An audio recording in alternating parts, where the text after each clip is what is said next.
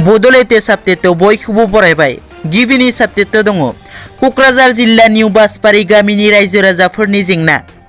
क'क्राझार जिल्ला बिसमुरि थानानि सिङाव थानाय निउ बासबारि गामिनि रायजो राजाफोरा थांलाय फैलाय खालामनाय गोबां जेंना जानाङो होननानै सरकारनिसिम खुद्रिखांदों देखा दामब्रा दैखौ बारनो थाखाय गंसे गेदेर दालां नांगौ होननानै।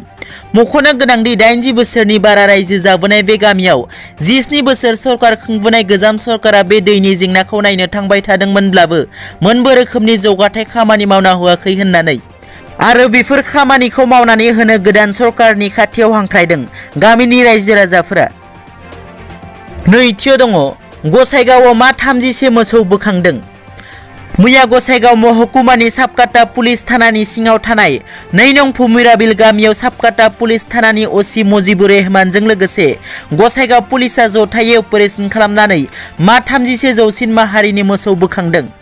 पुलिसा फोरमायनाय बादिब्ला सिखाव सुलुंनिफ्राय खौरां मोनदोंमोन दि 2 नं फुमिराबिल गामियाव गुबुन रायजोनिफ्राय आयेन बेरेखायै मोसौ लाबोना दोनफैदोंमोन होननानै। बिनि उनाव खौरां बादियै अपारेशन खालामनानै पुलिसा गामिनि औवा सुबानिफ्राय मोसौफोरखौ बोखांनो हायो। थामथियाव दङ फारिलाइ फोसावनायनि उनावनो बिजेपिनि मावथिफोरा सावना होदों सनवाल आरो हिमन्तनि मुसुखा। बिजेपिनि मावथिफोरा बिजेपिनि बेरेखा गसंदों। गिबि आरो नैथि खोलोबनि बिजाथि फारिलाइ फोसावनायनि उनावनो बिजेपिनि इसिङाव एना एनि नुजाथिदों।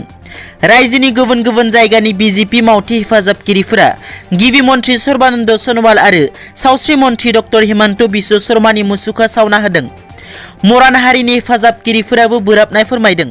सासेबो मरान बिजाथि होयैखौ लानानै बोराबनाय फोरमायदों।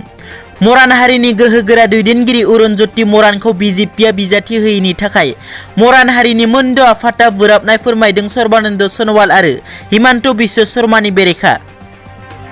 ब्रैथियाव दङ NIA साथाम NDFB सोद्रोमानि बेरेखा एडिशनेल SP गुलजार हुसेनखौ बुथारनायनि चार्जशीट होदों। NIA साथाम NDFB सोद्रोमानि बेरेखा NIA जर'खा बिजिरसालियाव चार्जशीट होदों।